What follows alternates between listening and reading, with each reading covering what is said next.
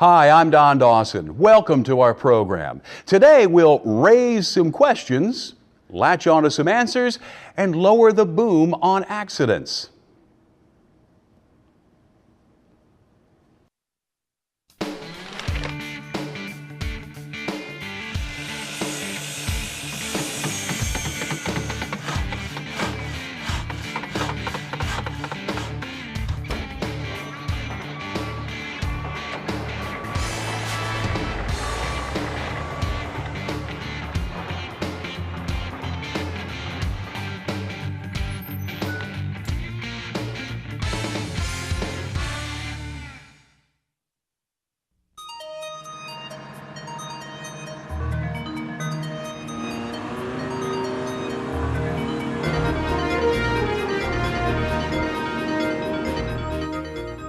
We lift and move things every day. We can handle most objects by ourselves without the use of machines. But sometimes arm strength just isn't enough. Often it takes more power to get the big jobs done. That's why we use cranes. You might find one type of crane right in your own backyard. Hang a rope over a tree limb and you can make the simplest kind of crane, a pulley. But working with industrial cranes requires a lot more knowledge and much more attention than a pulley does.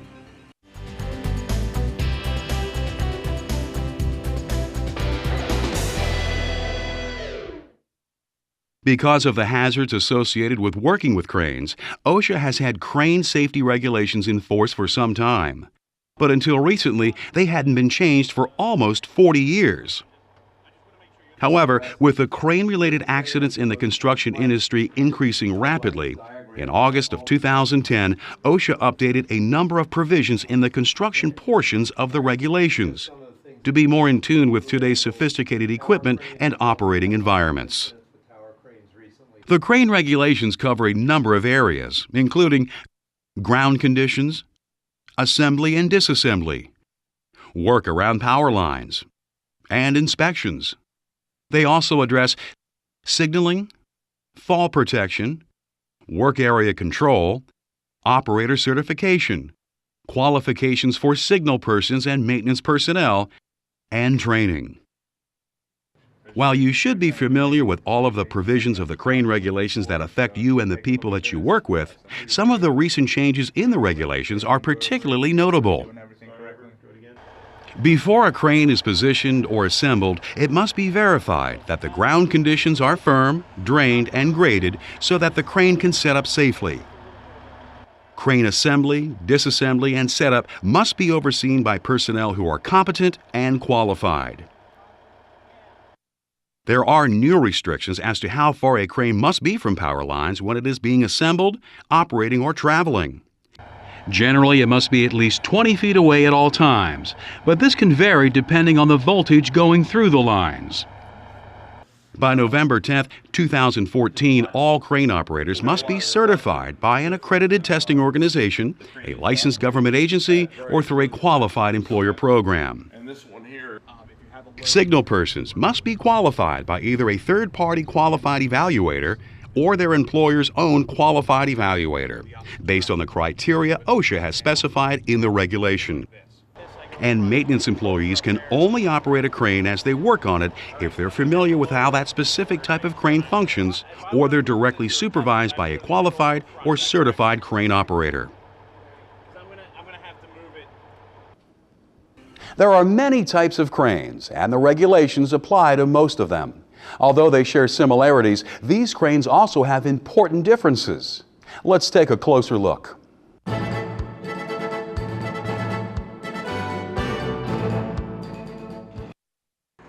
Boom cranes, such as truck or tower cranes, are the most complicated group. While we don't cover tower cranes in this program, much of what we're discussing, including the OSHA crane regulations, applies to them as well. There are many variables to take into account when you're dealing with boom cranes. In fact, operators usually require special training in order to use these cranes. Cranes are powerful and complicated machines, so it's important to take the time to get to know them before working with them.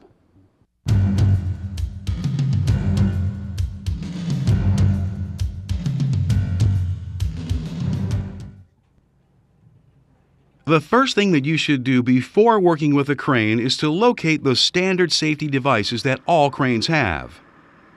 There are two types: general safety devices and operational safety devices. General safety devices are found inside a crane's cab and often include bells and warning lights.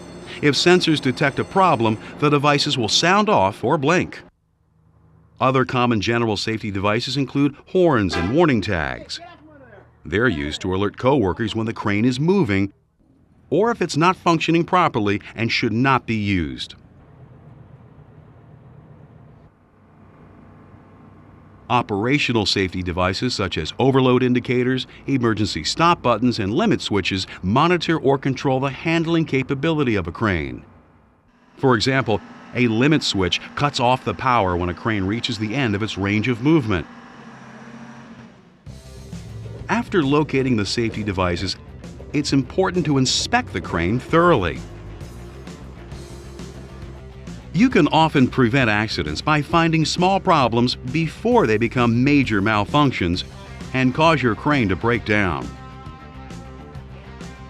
Start by checking the crane's fluid levels to see if they're within acceptable limits. Next, try out the controls to see if the crane is ready for operation. Also, test the brakes to make sure they're functioning properly. Then, start the crane up. By listening for unusual noises, you can often track down leaks or other potentially serious problems. While you're inspecting the crane, pay special attention to the hook. Hooks are used to attach the load to the hoist rope. Never use a hook with a broken or bent safety latch on it.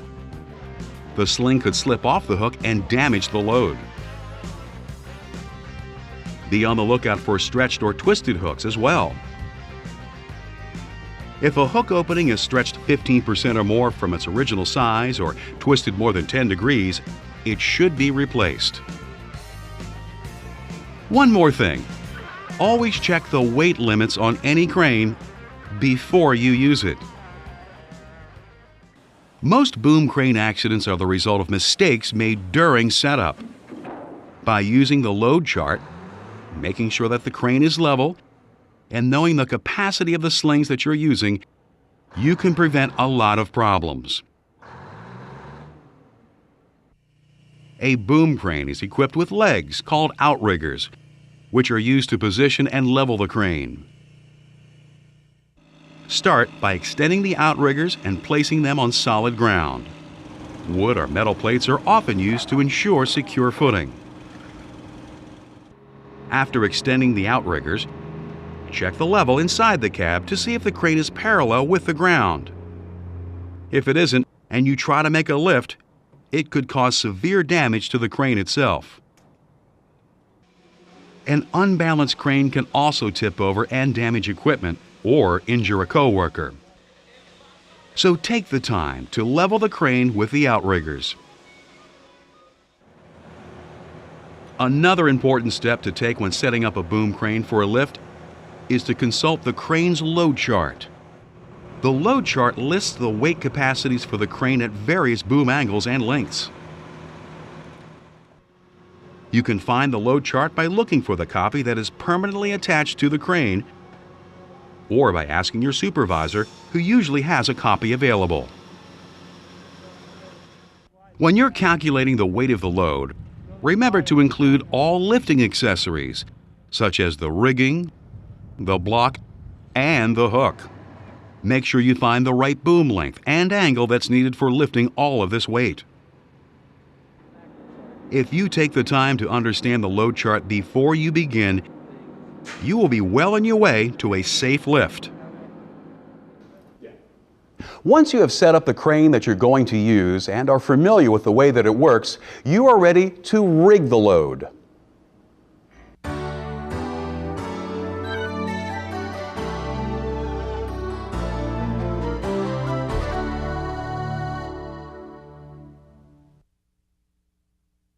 The first step in rigging a load is to make sure that nothing is in the way of the crane. Clear away boxes, tools, or any materials that may be lying around. Once the area is clear, position the crane directly over the load so that the hoist rope hangs straight down. You must lift the load straight up and down. If you try to lift a load diagonally, you could damage the crane. Next, attach the load. Be sure to put the sling on the hook correctly. A hook is designed to support loads at its center, so never put the sling on the tip of the hook. If you do, the weight could stretch and weaken it. Once you have rigged and attached the load, make sure that everyone you're working with understands standard hand signals. To show that you want to hoist a load, lift your arm, point up, and move your index finger in a small horizontal circle. To indicate that you want to lower a load, point your arm downward, extend your index finger, and move it in a small horizontal circle. To signal that you want to stop the crane, point your arm out to the side, face your palm to the ground, then move your arm back and forth horizontally. To call for an emergency stop, point both of your arms out to the side with palms down and move your arms horizontally. If you're using a boom crane, there are two other hand signals that everyone should know. To signal that you want to raise the boom, extend your arm out to the side, then point your thumb up. To show that you want to lower the boom, extend your arm out to the side and point your thumb down. Once everyone knows how to use the hand signals, you're ready to hoist the load.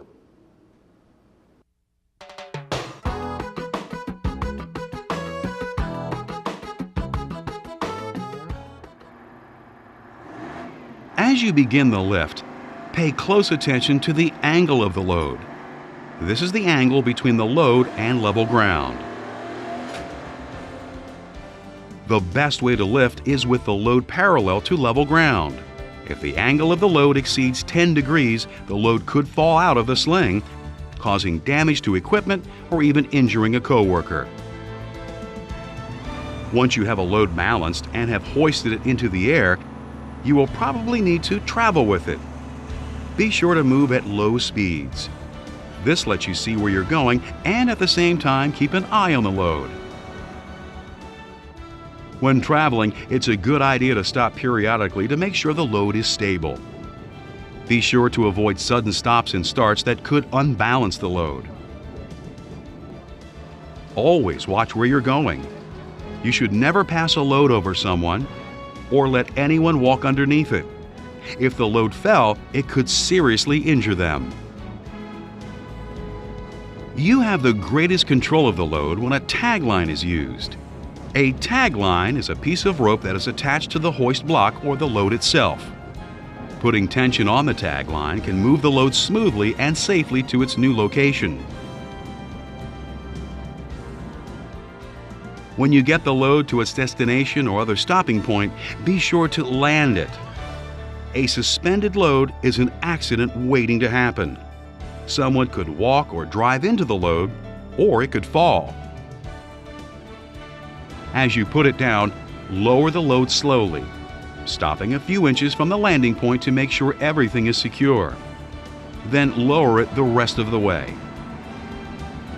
Once the load has been landed, the slings should be removed and put back where they belong. This will prevent them from snagging on other objects when the crane starts traveling again.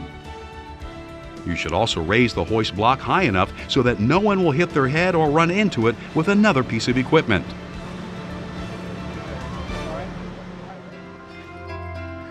By moving the things that take a lot of power to lift, cranes help make our lives easier.